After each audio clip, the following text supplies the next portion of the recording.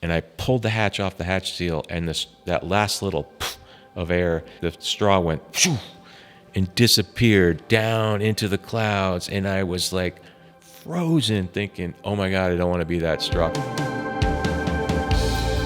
Welcome to this special episode of Civvies. We are on site in Arlington, Texas at the National Medal of Honor Museum, which was newly opened just a couple weeks ago, and we have the honor and opportunity to not only tour the museum itself and hear the stories of some of the recipients of the Medal of Honor, but also talk with the foundation president, Chris Cassidy. They're just normal people who were put in a set of circumstances where some type of action needed to happen. Chris is instrumental in getting this off the ground along with a lot of other people. He was a Navy SEAL. You can always do one more push-up. You can always trudge through the snow on a mountaintop in Afghanistan for 50 more yards with a backpack. He was a NASA astronaut. Launch is a risky thing, reentry is a risky thing, and spacewalks are pretty risky. Okay, you've got control. So we have an opportunity to sit down with him and talk through not only this incredible museum, but also his story of being a veteran himself. I've heard it referred to as a checkup from the neck up, and that's all it took right there. Kind of bring me right back to shoom. So all of that and more is coming up in this episode, so let's get started. Chris, thanks again for not only agreeing to for us to meet you and talk to you about just your journey and just what your journey has brought you to here at as the president of the museum here. But can you just tell us a little bit more about what your role is here as the president of the museum and just the history of how the museum is here? Well, so I'm the president of Medal of Honor Museum Foundation. For the last 4 years, I've been, in this role as a civilian. It's the first gig outside of the military. And we've been about a 25-person staff during most of that time, raising money, managing construction, conducting events locally and outside of the area. And only now, as we've kind of phased from building complete to actually running the museum, you need more than 25 people to actually run the museum, sell Absolutely. The tickets, have the exhibit guides that are up here and all of those kind of things.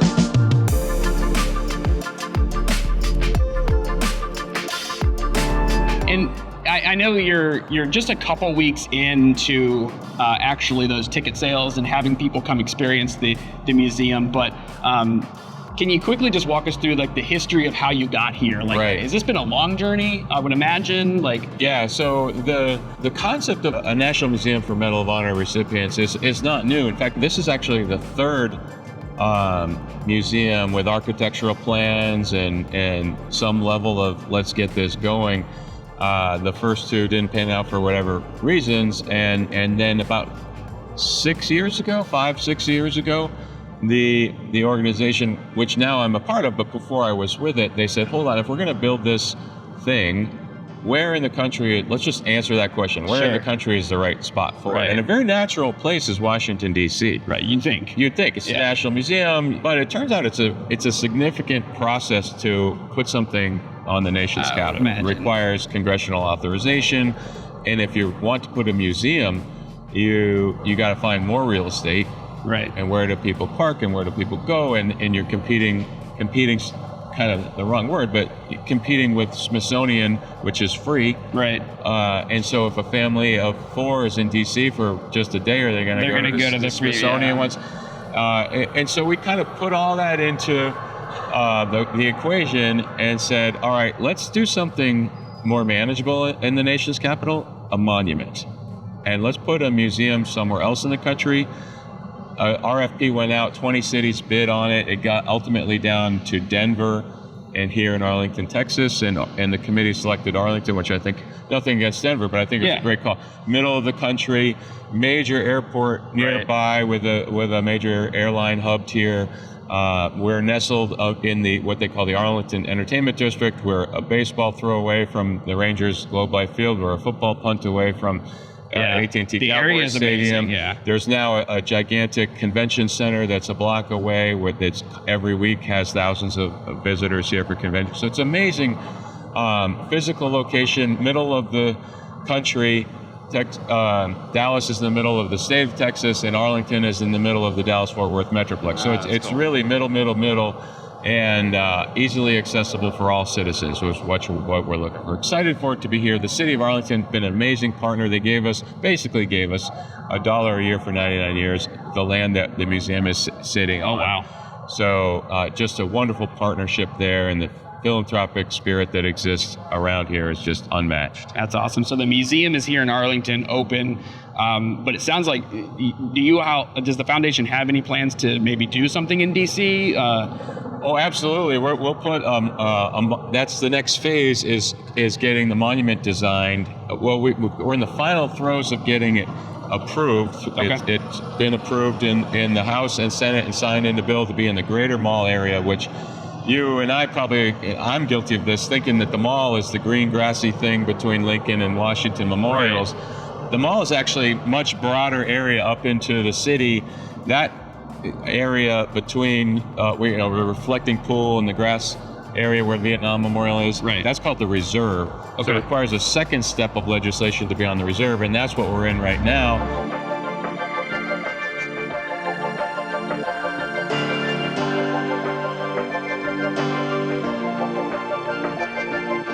So Chris, talking about the experience of being here in the museum, I got a chance to experience it yesterday. And one thing I noticed was how interactive it was. It's not just a museum that like you go and you have to read everything. You really do. It's almost like storytelling, and the emotions in the stories were incredible. Was that like a tactic on purpose of how you wanted to design the experience for people? Well, it's comforting to hear you say it's like storytelling, because that has been our guidepost, our North Star throughout the whole design process. We always knew this wasn't going to be a museum where you learn the history of military conflicts from the Civil War, or where you see big military machinery, tanks and airplanes and whatnot.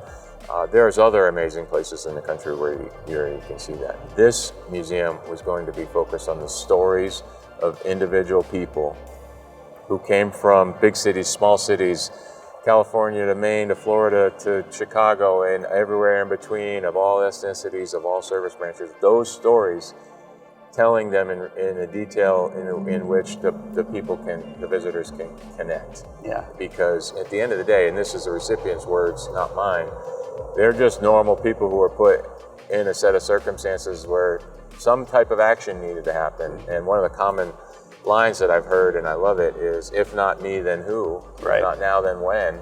And so they did something. And that moment in time is important, but so is the rest of their life. Right. In the case of the living recipients, and as you know, many of them are posthumous too, and telling the story that led up to that moment. And that's what it's all about. Yeah. It's all about storytelling and connecting with the visitors on a human level.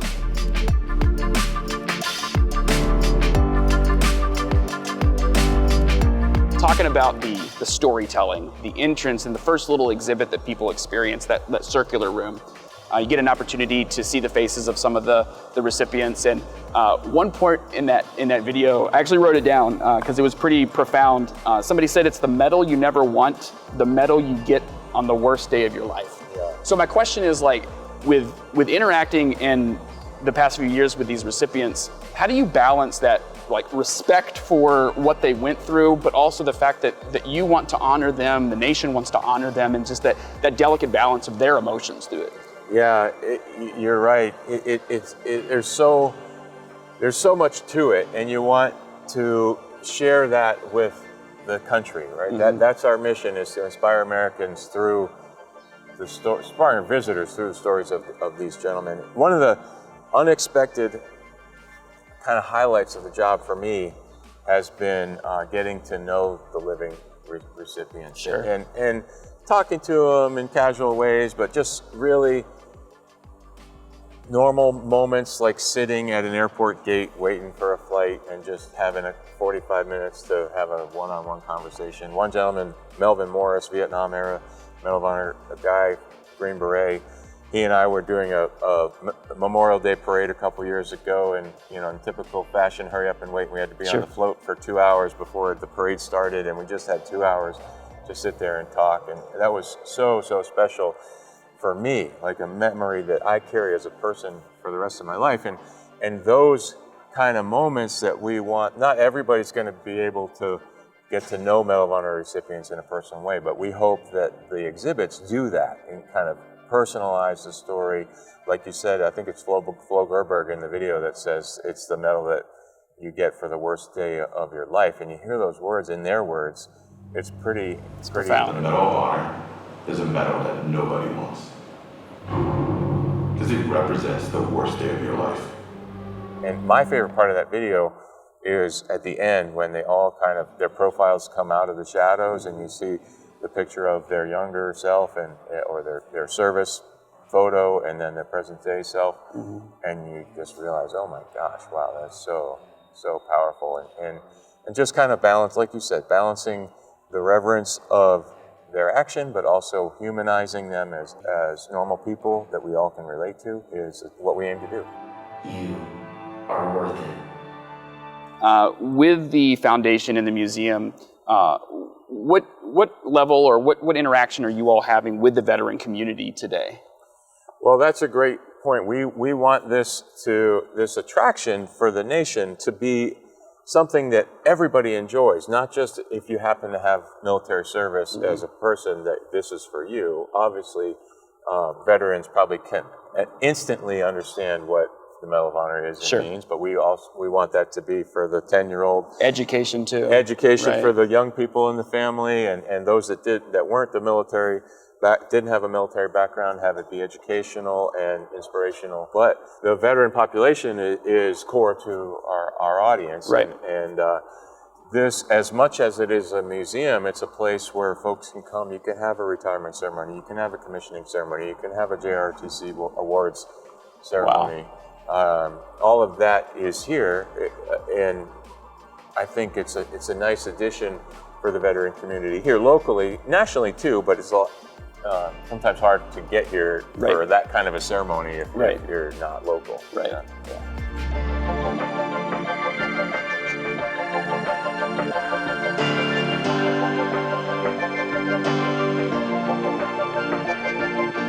Yeah, what was the motivation behind the AI conversation? I mean, I can imagine, but... Well, just like every of us, nobody's getting any younger. Yeah. And when those stories pass, when those gentlemen pass away, the stories go with them. So we wanted to capture as much of that content as we could and have it be an engaging, meaningful type of thing. And of the 61 living, 45 of them are from Vietnam. The oldest gentleman is 92, and so we want to capture that while they are still with us. Yeah, and it's incredible. If you have time to come out here, you actually sit down in a room and you can talk with the AI representation of some of these recipients of the Medal of Honor. All right, well, here we are.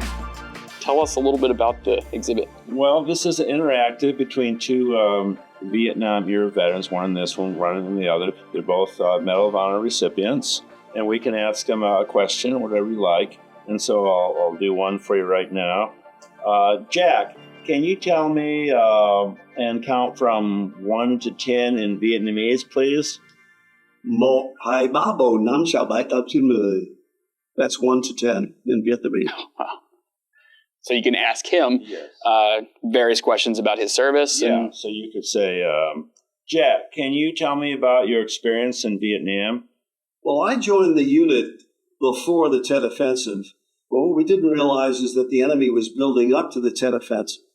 We'd encounter closer and closer to our base camp until eventually we were fighting all the time. Jack, can you tell me about the moment that you received the Medal of Honor? I received my Medal of Honor in October of 1969 for an action that occurred on March 9th, 1968.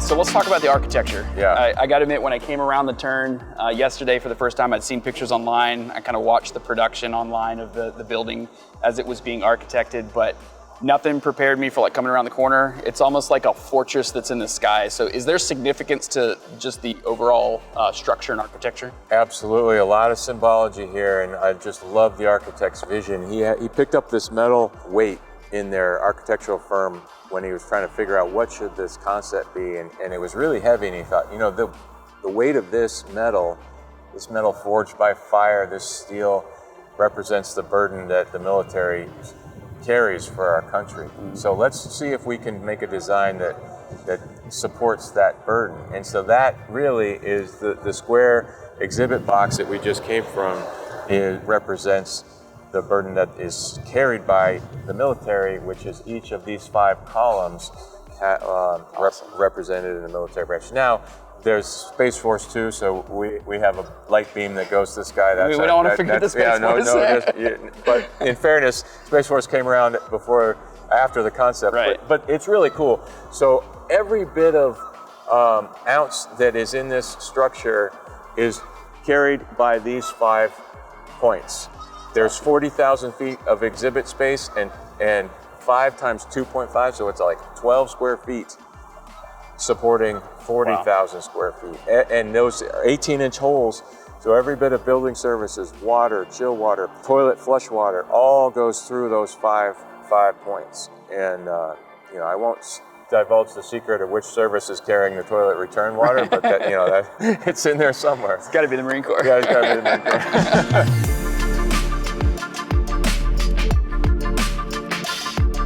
Okay, Chris, appreciate the walkthrough of the museum. It's incredible. Why don't we head down? I think we got a spot in the library in the museum. Perfect. And talk a little bit more about your story. Obviously, the genre of our podcast is focused on veterans and their transition from uniform service to where they are today. So lots to talk about, I know, with your journey. So let's do it. Awesome. Appreciate it.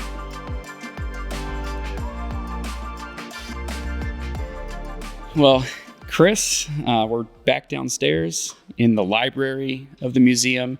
And obviously your journey to your role here with the foundation, you didn't just wake up and fall into this position. And Civvies, the purpose of Civvies is to talk about and talk through the stories of veterans that have transitioned from their uniform military service to wherever life has brought them. You were a Navy SEAL, an astronaut, and probably many things in between. But I wanted to kind of rewind, start back at the beginning, and ask the question that probably you've answered multiple times in your life, but the Navy SEAL. Did you just wake up one morning and like say, oh, I'm going to be a Navy SEAL? Or how did that motivation start? Well, I graduated high school in 1988. So before the internet, before the global war on terror and all of that stuff. So there, unless you were kind of from Navy town, like lived in Norfolk or San Diego, or had a SEAL in your family somewhere, you probably didn't hear of them. Right. And that was the case for me. I grew up in a small town in Maine. I had never even heard of Navy SEAL. I didn't even really think about the military, quite honestly. My dad was briefly in the Marine Corps right in the tail end of Vietnam. He didn't go to Vietnam. But just a tiny sliver of military in my family. And so coming out of high school, I was just looking for a way to pay for college, Sure. to be quite honest with you. Like it many wasn't of this us. grand vision of serving. It wasn't this grand vision of here's my detailed timeline plan to become an astronaut. Like I talk to a lot of kids now who do want to. I'm so impressed by them that they, right at a young age, they know exactly what they're going to do. I was not that. I played sports. I just was a normal kid in a small town Maine. Everybody could play a fall sport and a winter sport and a spring sport, and you could do them all because there's just not very many kids in the class. And I was a decent athlete, but it wasn't going to pay for college.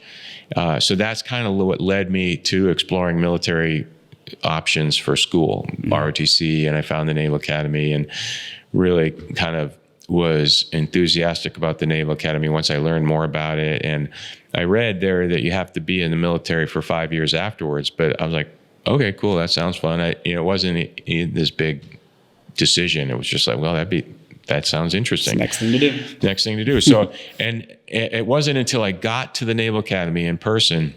I spent a year in prep school first after high school, and then I got to Annapolis as a plebe, and I saw my first SEAL pin on some guy's uniform, much bigger and different looking pin, that insignia than other ones. And I was like, oh, what's that? I asked my buddy, what is that thing?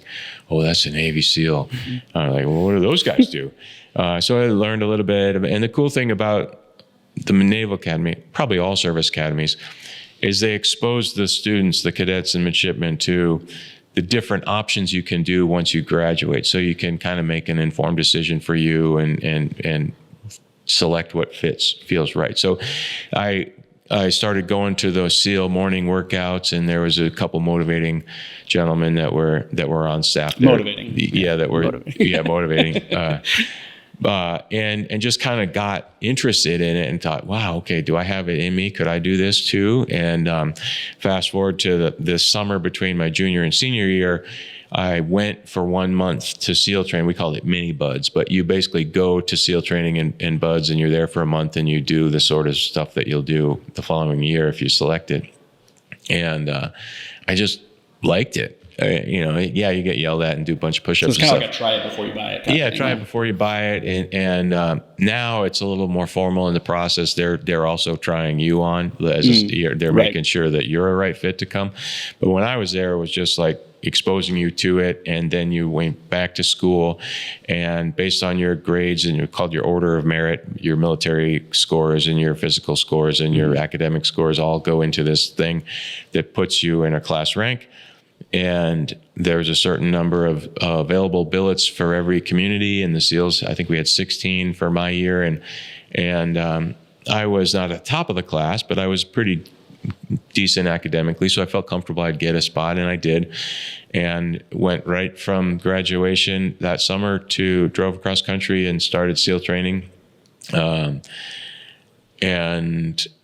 I just really enjoyed the camaraderie. I enjoyed the getting through it together nature of it. You've probably talked to other SEALs on this podcast, and you've heard all the stories, so I won't relive all of those things. But what it all boils down to is stripping the I out of a person, right, and making the we more prominent. And you realize you get through hard stuff in life together, right? Whether it's buds or cancer or a challenging project at work or a difficult thing with a family member or a loved one, you get through it with those that are around you that love you and you love them. And that's exactly what got me through SEAL training, and that's carried with me through life. Yeah.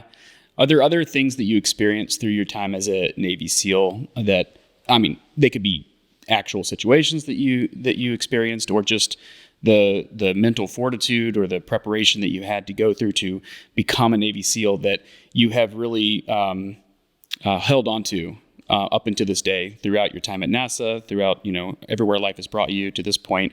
What are those things that you're like, I can point this directly back to my SEAL training and my initial military service? The SEAL training, the instructors in buds will say, yeah, this is hard, but it's not the hardest thing you're going to do in your career as a SEAL. And oftentimes they're right. You might be colder in the future. You might be more fatigued. You might have a heavier backpack, whatever. And the trials and tribulations that you go through put on by the instructors in buds is to just get you to the point where you can always do one more push-up. You can always hold the log over your head for one more second. You can trudge through the snow on a mountaintop in Afghanistan for 50 more yards with a backpack. Those kind of things. It just kind of gives you the right mental aspect. Specifically, to me, I drove underwater vehicles my first 4 years in the SEAL teams after graduating, after becoming a qualified SEAL. They're called SDVs, SEAL delivery vehicles. And you're in that thing for 8 hours submerged, and that's the coldest. And some of those missions is the coldest I've ever been. And just sitting there, shivering and freezing. And myself and Travis was my dive buddy, and driving for 2 hours after the mission, because you launch from a submarine, go a long ways to some objective area, and then you got to drive back out to the submarine. And that's the most lonely, cold, miserable feeling I've ever had on some of the missions, is just freezing getting back to the submarine. But knowing it's satisfying that you just conducted a hard mission, you're going back to rendezvous to the submarine, and pretty cool to be down there. Other times, I remember going in on my first helicopter insert to a combat mission in Afghanistan. I was a SEAL platoon commander, and it's nighttime, helicopter, loud noise, vibration, night vision goggles, and I remember just kind of looking up and down it was a Army MH-47 helicopter, looking down at all the profiles of all my buddies in the platoon and thinking, are we ready? Are we trained enough? Did we prepare enough? Do I, as the leader, have the skills to make good decisions? And kind of had this, not self-doubt, but just reflection point of time, like, okay, all of that the military has equipped you with individually and us as a group, all of it right now is what it's all about. We're going to put this into practice. We're going to, when we step off this helicopter, we have a plan. But that plan probably will last 30 seconds until some crazy thing happens. We don't know what the crazy thing's going to be. We don't know if there will be contact or not right then, but you got to be prepared for everything. And I remember just having this calmness come after a kind of blip of anxiety, this calmness of, we are ready. We trained. We've got the skills to succeed as a group. I feel like we've got great leaders, in the different elements, and together we'll get through whatever curveballs were about to be thrown. And that lesson wasn't necessarily tied to some miserable push-up session in BUD/S, but that was one step along the way to get to the point where I felt like, okay, we are ready. Yeah. It's cool to hear that story from something as profound as, the experience of somebody that was a Navy SEAL. That's why I love military stories, because I wasn't a SEAL. I wasn't Special Forces. I was aircraft maintenance, and I joined in 2000, pre 9/11, and was this little airman.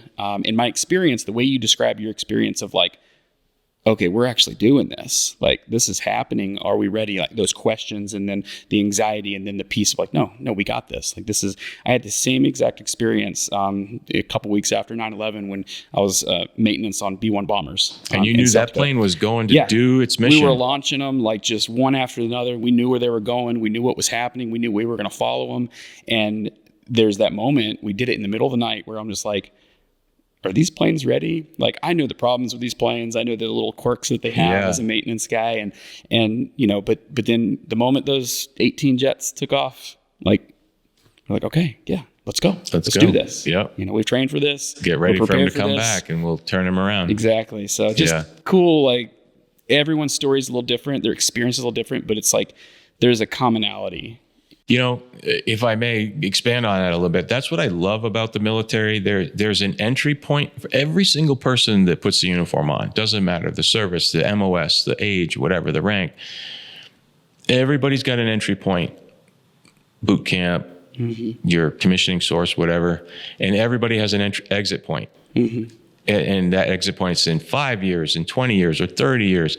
And there's this wandering path that connects those two dots. And there's no path that is exactly the same. There isn't one. Every path is slightly different. But what's common is the intersection of all those lines give each and every one of us such a rich experience and rich friendships. And you're not going to be a wealthy, rich person the day you exit out of there. It's just the nature of it. But you're going to live amazing you're going to have amazing friends. You're going to have experiences that that are podcast worthy for everybody. And you're going to have this satisfaction that you served a country for whatever period of time. And you'll have some kind of skill when you come out. Yeah. I think too, I think veterans are guilty of this. Like, sometimes we do have a tendency to compare our stories, oh, well, he was Special Forces, or he did this really cool op, and, I maybe was kind of more in the background, did this other thing that, isn't maybe newsworthy or whatever. What would you say to veterans that like kind of have that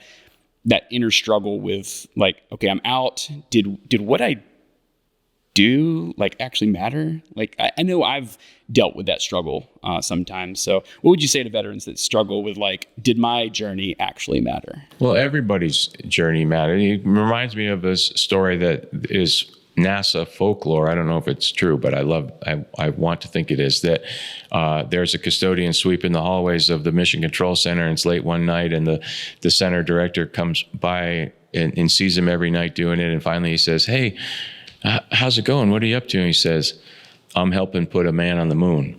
That's great. And he's the custodian sweeping the floor, but he had that mentality of, I am doing my part to put a man on the moon. And that it is exactly what we do in the military. It doesn't matter what you did. We're all helping to keep our country free and support and defend the Constitution of the United States. Yeah, it always reminds me of stories of people that were on the front lines, combat veterans that, when they hear I was B1 maintenance, they're like, "Oh, the greatest sound in the world is when I'm, hunkered down and enemies all around, and I hear that B1 Lancer coming in." Or sometimes you don't hear it until it's there. Right. But that's freedom. That's like safety for them. So absolutely, that's a cool connection. You talked about the journey and kind of the exit point. Let's talk about your exit point a little bit.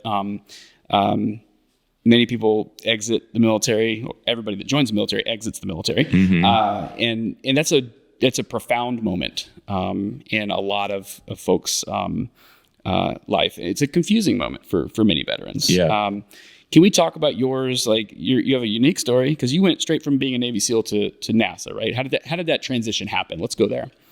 So I met Bill Shepard, who was the first Navy SEAL to become an astronaut, and he's the one that kind of educated me, mentored me a little bit, guided me to that anybody can apply. I thought you had to be a pilot. Right. But no, you just have to be a U.S. citizen and have a college degree and a STEM major. And I'm like, okay, I have those things. So we select astronauts about every 4 years. And when I met him, there was a selection that was just about to happen. So I hurried up and applied to that, but I hadn't completed graduate school, and 9/11 hadn't happened yet, so I didn't have that set of experiences. So I applied and didn't get selected, didn't get an interview. 4 years later, I had completed graduate school, I had experience in Afghanistan, and I was just a much more well-rounded applicant, and I was selected in 2004. I did not leave the military then. I remained active duty Navy person. My paycheck came from the Navy, had to do fitness reports. I don't know what you call them in the Air Force, but evaluations and things. A lot easier in the Air Force, but and so the next 11 years in the SEAL team, 17 at NASA, and amazing set of experiences there we could talk about. But then it came time I was approaching the 28-year mark after my last space flight. And I knew that at 30, I was in 06, required to retire at 30 years. So I had to make a decision. Do I separate from the military and just convert to a civilian astronaut, which I could have done and kept working at NASA as an astronaut. And what year was this at this point? 2021. 21. Okay. 21, 4 years ago. And which I thought about because I loved the job as an astronaut and it was amazing. But I was 51 at the time. And if I flew one more mission, that'd be 5, 6, 7 years down the road, to be 57, 58 years old, a little harder. You're counting the numbers. I'm like, okay, it's probably a little harder to start a career at a 57-year-old than it is a 51-year-old. So I kind of came to terms with this, I'm going to get out of the military. And I think that's the hardest part for those of us is actually saying, you got your head on the pillow and the thoughts in your head. You haven't ever told anybody, maybe your wife, you shock about it a little bit, but you haven't told your buddies. And then at some point when you go, okay, I'm going to separate from the military. You come to terms with it internally, and then you got to go tell your admin person, you got to tell your friends, you got to put a date on the calendar. Then they start selling you emails where you got to get 15 different logins to do all these different steps. That is just like, what the hell? Why is this so hard? I'm joking, but serious. That you start the process, and once I started it, it comes like an execution checklist, and you get more of a just, okay, this is what I got to do to get out. And I was in that mindset for a while. And then it really hit me when I was approaching, I think end of September was my termination date. And I had terminal leave a couple months before that. Approaching that terminal leave time in the summer of 21, and thought, oh my God, like I've had a government paycheck since I was 17 years old. And all of a sudden it's gone. And, first and 15th, what I've never thought about, paycheck. It just came. And I knew what it was going to be. There's a little pay scale chart. I knew exactly the number I was going to get. Make more money, stay in, or climb rank. 2 years more, I'll have this little pay raise. And I was comfortable with that. And I really enjoyed looking down on my shoulder and seeing an American flag. The 17-year-old wouldn't have thought that was an answer, but the 50-year-old thought it's pretty meaningful to have an American flag on your spacesuit or your uniform or whatever. And I thought, oh wow, this is a big deal. Like, am I ready for it? And right in that time frame is when I got connected. My friend who I went through SEAL training with, he was my swim buddy in SEAL training, is on the board of directors here, Mike Hayes. He knew that the preceding CEO had to step aside for medical reasons. So this organization, the Medal of Honor Museum, was looking for a new president. And he called me and said, would you be interested? And well, I hadn't thought about that. I was thinking aerospace companies or, other things. Government contract stuff. Yeah, stuff that I was in my orbit. We could have recruited you, man. We could have recruited you. Yeah. And so he said, would you be interested? I said, sure, I'm in Houston. I'll drive up. And I came up here, spent a day here, kind of met people, saw where it was, saw the vision, and thought, okay, this could be really cool. And that's what led me to it. But the mental transition wasn't that simple. It was much more difficult. Right. Yeah. Talk about that a little bit, like just the expansion on, the topic you mentioned earlier about realizing that everything you knew to be true was no longer with you. Well, not no longer with you, but the routine of getting that paycheck, the routine of waking up every morning, knowing where you were going to go. Can you talk about that a little bit and kind of how you dealt with that internally? Sounds like you ultimately you worked through your network to find your job, which is great. I always recommend that network. But internally, how were you kind of processing that when you did step out of uniform service? Yeah. It's interesting. I'm not exactly answering that question right now, but you don't know about opportunities until you know about opportunities. And that's kind of the network. And I was guilty of the same thing. Okay, how do I find job opportunities? Well, okay, I know people in aerospace. I know astronauts, former astronauts that are working in this company, that company. There's some SEAL friends that are doing contracting or whatever. And, you kind of put the feelers out. And then it was like, how do you know what of those opportunities is the right one? Mm-hmm. And I think it's, so far I've been lucky. Like I haven't moved to another job. I've heard a lot of similar stories where, I thought it was going to be what it was. And about a year into it, I was like, this is not for me. And they move on to the second or third opportunity ends up being the one. Right. Which is very common. Very common. And okay. It's okay. Yeah. I'm just kind of lucky that now I'm 4 years into my first job as a civilian, and I just really enjoy it. Now we've got this amazing new building to have this interview in and to have visitors explore the Medal of Honor Museum. But I feel so very fortunate to have had the opportunities and experiences that I did, both as a SEAL and as an astronaut, that I love sharing those too. So I do a fair amount of public speaking to give back really to the opportunities that I've been so fortunate to have. That's cool. So bonus round of questions here. Being a Navy SEAL, was there ever a moment in your Navy SEAL training where you were like, I think I'm going to quit?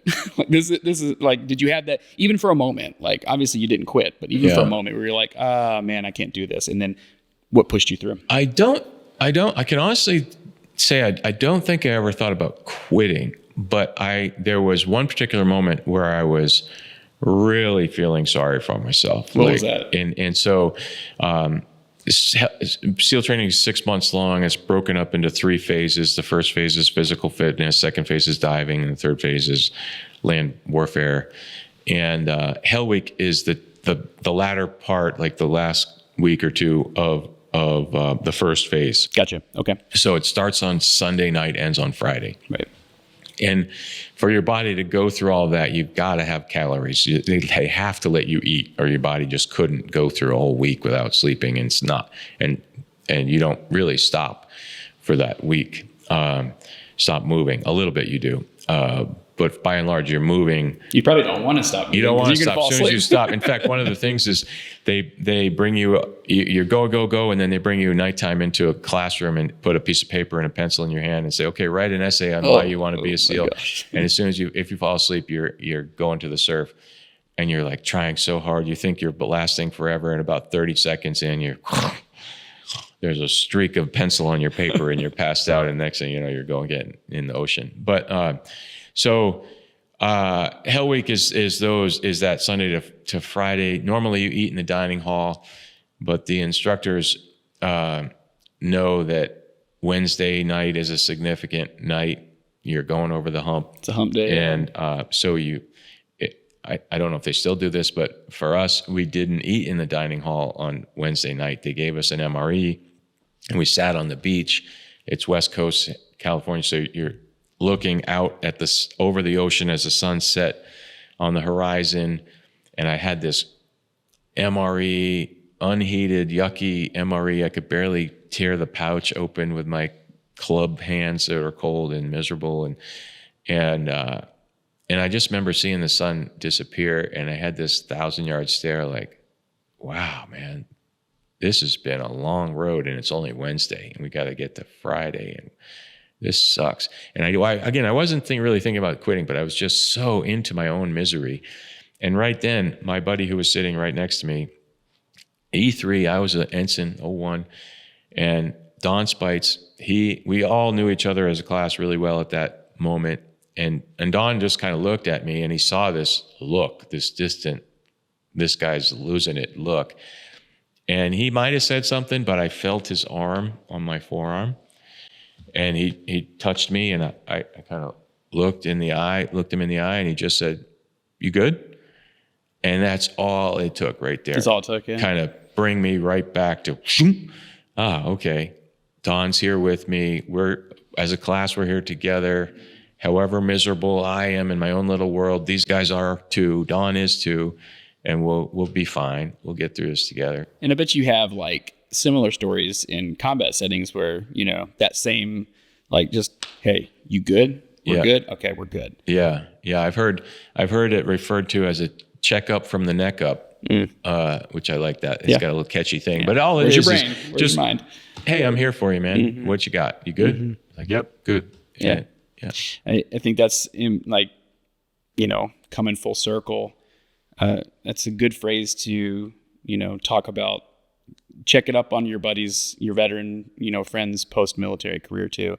Obviously we know the topic that nobody loves talking about, but just the mental health issues that a lot of service members have, regardless of what their story is. And, I have a buddy of mine, he doesn't work at MetroStar anymore, but he really, I'd heard it for years, being a 24-year veteran myself, heard it for years, check up, check your six, check your buddy's six, making sure they're good at all times. But he was the one that actually put that into practice. He had numbers on speed dial that he would every so often just pick a number, call, and be like, hey, you doing good? What's life got you in right now? Yeah. And that inspired me to kind of, after literally over 2 decades of, military service, to put that same thing into practice. And I like that, just check up from the neck up. Yep. So space. The 7-year-old in me, when I, booked this and I was like, oh, I'm going to talk to Chris Cassidy. This is amazing. All these questions came back in my head.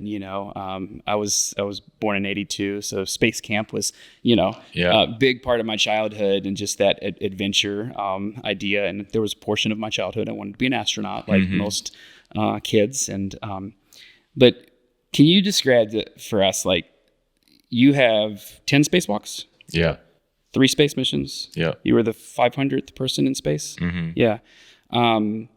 What is it like knowing for the first time you're opening that hatch and you're actually going to go out into space? What is that feeling? That's an amazing feeling. Spacewalks are unlike anything we do there's a lot of stuff we do as an astronaut that you don't necessarily have to be an astronaut to do. Right. There's Zoom calls and emails and stuff on the space station, just like here. But there's nothing compares to putting a spacesuit on and going into an airlock, closing a hatch, opening valves. And we saw a wave from NASA astronaut Chris Cassidy has now closed the hatch, separating the crew lock portion from the equipment lock of the Quest airlock. Where you could almost see through the hole in the valve to the vacuum of space, and you're dumping the air to equalize with that vacuum and go out. I equate the feeling with if you're on the top of a skyscraper and pick your favorite city, and you're on the top floor, but you got glass, the glass wall, and there's a handrail, and you're wearing normal clothes, and you look out like, oh, it's pretty far. But unless you're super freaked out of heights, like that's about the emotion you have. Like, whoa, it's pretty far down there. If you just go 10 more feet up, and now you're on top of the building, and there's no glass, and there's no handrail, and your toes are over the edge, that's a whole different experience, right? Your brain is like, get the heck away from this edge. You are not supposed to be here. It's not safe. To some degree, it feels like that when you're inside the space station or space shuttle looking out the window. You're like, oh, okay, there's Earth 250 miles down there. It's pretty far. You're watching the world go by at 5 miles a second, and it's amazing. But then you put a spacesuit on, and you then open the hatch, and you go out, and you're hanging on by one hand, seeing the Earth between your toes. And your brain is saying, and your brain is an Earth brain, and your brain's like, do not let go. You are going to fall. And we put on the timeline for every first-time spacewalker, the first 10 minutes, it just says adaptation, which is you're not expected to do any job. Just get comfortable, loosen your grip, wiggle your toes, realize you're not going to fall. We're always hooked in like a mountain climber always is roped. 2 connection points. Yeah, you've got a line and your hands, and then when you get where you want to actually work, you hook in a little short one so that you can stay fixed right there. But on my very first spacewalk, so the airlock is a small space designed to be that way because you want to minimize how much air you lose. We pump some air back into the space station, but the last little bit you have to dump over. And so one person's head is inboard, and that person does the valves and switches, and one person's head is outboard, and that person opens the hatch. And on my first spacewalk, the experienced guy, Dave Wolf, he liked to be the switch and valve guy, and so that put me as the hatch guy. And so you're depressurizing, and the atmosphere that we have right here is about 14.7 pounds of air. Okay. And I knew that. Mount Everest, the top of Mount Everest is about 5 pounds of air, so like a third of this. And Mount Everest climbers, most people need oxygen, but some people can live up there just breathing with their own lungs. So that once you kind of go below 5, you're in rare air, and then below 2 pounds of pressure, that's what my buddy Dave, the experienced guy, he said right before we started to depressurize, he goes, remember, below 2 is the death zone. I'm like, oh my gosh, yeah, you didn't have to tell me that. But so I'm watching the gauge go below 2 pounds, and then it gets to 0, and I get the word in my head said, okay, Chris, you can open the hatch. And I go to open the hatch, and it can't get every last bit of air molecules out. So there's always a little bit of pressure. You got to like pull up on the hatch seals to get it open. And just as I did that, there happened to be a drink straw that from the trash can had floated out and was next in the airlock somewhere for the whole 4 hours of this process. And right at that moment, it was beside my head, and I pulled the hatch off the hatch seal, and that last little of air, the straw went and disappeared just down into the clouds, and I was like frozen, thinking, oh my God, I don't want to be that straw, because it gave me the visual perception that you're going to fall right out the hatch. Right. And it was just because the air kind of made it go that way, but it froze me for a second, probably only 2 seconds, but it felt like an eternity. And but then you settle in, you get used to it, and you go about your work. It's unbelievable to be out there working. What are some of the things that you did during your spacewalks? Like, Well, I know sometimes it's just repairing something. There's always a mission. Spacewalks are, if you plot risk on over time, launch is a risky thing, reentry is a risky thing, and spacewalks are pretty risky. You're more exposed to radiation as your body is. There's little micrometeor things, pieces of trash or specks of dust or whatever that are at high velocities. They're like bullets. Yeah, it could do damage to your suit. So there's lots of these risks, and it's not like, hey, it's Wednesday, you want to do a spacewalk today? Yeah, let's go. Come on. It's not like that. They're planned out. They're deliberate things that are well on the schedule, well in advance, so you know it's coming. And they're when it's to repair broken equipment, it's to install new capabilities of new experiments or new components to the space station systems. That's why you do it. And occasionally I've had a few spacewalks where there was equipment that needed to be repaired quickly, or it would start to be detrimental to the space station's health. Wow. It's a lot of pressure. Yeah. So there's different reasons why you do them. So, and in the course of 10, strangely enough, several of my spacewalks have been replacing batteries, so that you're going around the world every 90 minutes. So 45 of those minutes you're in the sun, and the solar arrays of the space station are charging these gigantic batteries that provide power for the 45 minutes that you're in the darkness. Gotcha. And then you come back into light, and the solar arrays recharge so the batteries are charging, discharging. But they go bad. They go bad. Imagine if your laptop, every 45 minutes, you plug it into the wall and then you yank it out. You plug it in the wall and you yank it out. It's not good. It eventually wears out the battery. So we've had to change those several times in the life of the space station, and just by coincidence, I've been involved with a number of those. Okay, you've got control. It's always something different. What I love about spacewalking is what I love about diving too, is the plan that you have is largely the plan, but there's going to be something that doesn't go according to that plan. And it's your eyes, your head work, you're communicating the problem to the support team behind you, in this case, Mission Control, because they're the technical experts. We can execute their plan and we can suggest things based on what we're seeing, but it's very much this collaborative teamwork kind of thing. And I just really enjoy I like tinkering in my garage and fixing stuff at home, and it's kind of the same thing, just with fancy equipment on. Indicator's moving. I see the battery going in. We talk a lot about reentry from military service into the civilian world, reentry from space. Like, I know, obviously, astronauts have been in the news lately. Yeah. The individuals that just came back from Sonny and Butch, also two Navy veterans who were retired Navy captains. Yep. There you go. 9 months in space. Yep. What was the longest that you were in space? 6 months. I did 2 6-month missions and 1 2-week mission. So 9 months is a long time, and they weren't even supposed to be there for very long. Apparently. That's the hardest part. Right. I mean, is the mental aspect of you planning a short thing and it turns out to be this crazy long thing. Right. It's like a deployment where they're like, "Oh yeah, you're just going to be there for a couple days. You'll be in and out, and then you're there for like 9 months." Yeah. But re-entry into the atmosphere, always like in the movies, it's like, dramatic and exciting, and obviously risky. But walk us through that too, just the experience of like re-entry. At a high level, all the bad, scary stuff that can kill you on launch is behind you. Okay. On re-entry, all the bad, scary stuff that can kill you is 6 feet in front of your bottom. Gotcha. And you got to go right through it. So that's where you need the heat shield and the thermal rejection system, protection system, to be intact and perform to spec. Otherwise, you're not going to make it. And so the process is once you undock from the space station, you could be back in a couple hours. It takes 90 minutes to go around the Earth.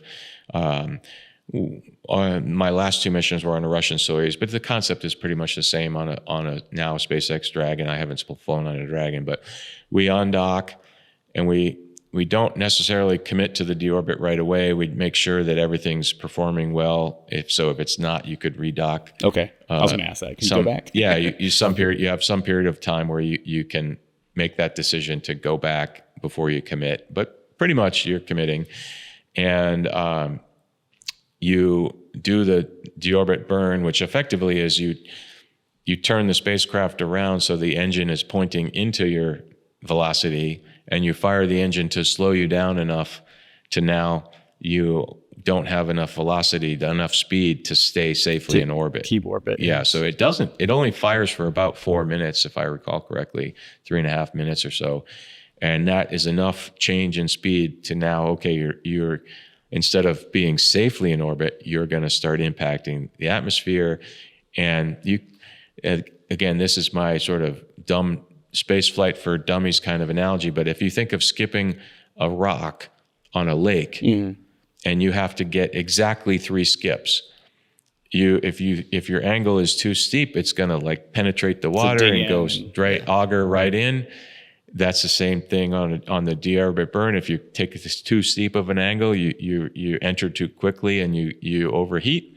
Or if you take too shallow of an angle and it skip, which is when you're a kid, that's what you're trying to do, make it skip all the way across the lake. But if you're trying to do exactly 3 skips, if your angle's too flat, you'll skip more than that. And the analogy in spaceflight is you just skip right off the atmosphere, and then there's nothing you can do. You got the rest of your life to think about your mistake. So you have to hit that angle perfectly, and then you start slowing down, and it's about 10 to 15 minutes where you have that peak heating through the atmosphere, and the G-forces go from 0 G as you're comfortably doing all this to now you peak at about 4.5 Gs coming through the atmosphere, and then the parachute opens in the case of capsules, or in the shuttle, then you become a glider and you can land on the wheels in Florida. Wow. Still nerve-wracking though. Very nerve-wracking. And for me personally, I worried more on launch day than re-entry day than I did launch day. I was going to ask which is more like nerve-wracking. Yeah. So re-entry day. Re-entry day for me. Okay. Well, yeah, I appreciate just all the stories and, talking about your journey, and then obviously the museum, which is open. So if you're in Arlington, come check it out. I can vouch for it personally. You will spend all day here. And it's pretty amazing. So, as a closing question, we talked about it a lot throughout the episode here, but what would be your words of encouragement, or I don't want to say advice, but just your words to veterans that are in the midst of transitioning, and maybe they're in that, like, it's not really working out the way I planned, or how I thought it was going to unfold. What would be your words to that? Well, first of all, I think every one of us made the best decision of our life when we were 17, 18, 22, whatever, when we raised our right hand and joined. Agreed. You might not have known it then. I didn't know it then, that it was the best decision of my life. But as we talked about earlier, gives you all the arrows in your quiver to be successful in many aspects of your post-military life. So if job A is not working out or whatever, it's not a big deal to switch. And I think sometimes we kind of think, okay, my 2-year set of PCS orders, I just got to grind through it, and there's nothing I can do to change this. I got to just wait till the next duty assignment. It's not quite that same in civilian world. If it's not working out, you have a choice. You got a choice. You don't got to be there, and it's okay. It's okay. And what I like now is there's so much support for transitioning military veterans. And I had never thought about nonprofit work. Like, as I mentioned, I was thinking I would be in some sort of aerospace company supporting manned spaceflight in some capacity. And then when I realized, nonprofit, it's a business just like any other. You can't. It's also non-loss. You can't make stupid decisions, and so you have to run it like a business. It's kind of like reentry. You got to be right there. Yeah, you got to be. You're right there. So I open your app. I guess where I'm going with it is just don't be afraid to open your aperture to stuff that you might not have ever thought about. And I think the only way to know about all of that stuff is just to talk to all your friends and have cups of coffee with people that they introduce you to. And before you know it, you'll meet somebody or you'll learn about an organization that resonates with you, and it'll feel right. And how do you know when it's right? I don't know. You just know. If it feels right, there's probably something to it, and you should listen. So network, and be willing to try something new, which I think is like challenging for a lot of folks. They've done the same thing for 20 years. I did this in the military, it makes the most sense to do it post-military, but that may not be the answer. Yeah, and I think it's healthy to be a new person every now and then. Just like when you get a new set of PCS orders in the military, you're all a new unit. You got to learn new, whatever that microculture is. You got to learn your new job, and you break out of your comfort zone that you had from the previous 3-year assignment, right, where you kind of knew it, and I had this thing wired. And it's good to jump in with both feet and figure things out. And I think that's what veterans do best, is just kind of adapt, understand what's expected of, be resilient, drive on, and deliver, execute on the mission. And you're in that position because you're ready, you're knowledgeable, you're capable, and you're going to crush it. Great words. So Chris, one last chance to shout out where people can get connected to the foundation. Where do they go for resources, tickets, all that stuff? Yeah. Well, website's a great place to start. mohmuseum.org. You can do everything from plan your journey, buy your ticket, become a member here. Or if you just want to learn about Medal of Honor, the medal itself, or dig into a particular story, read their citation, learn about them, all of that stuff is available on the website. Also, it's a great place to have an event, commissioning ceremony, retirement ceremony, your company, Christmas party, whatever. You can get that information on the website too, mohmuseum.org. Awesome. Yeah. Well, Chris, appreciate your time again, and just an incredible opportunity for us to sit down with somebody that's done some really cool stuff, but then also just get down granular to our continued story, regardless of what we've done as veterans. So appreciate your time. Awesome. Thank you.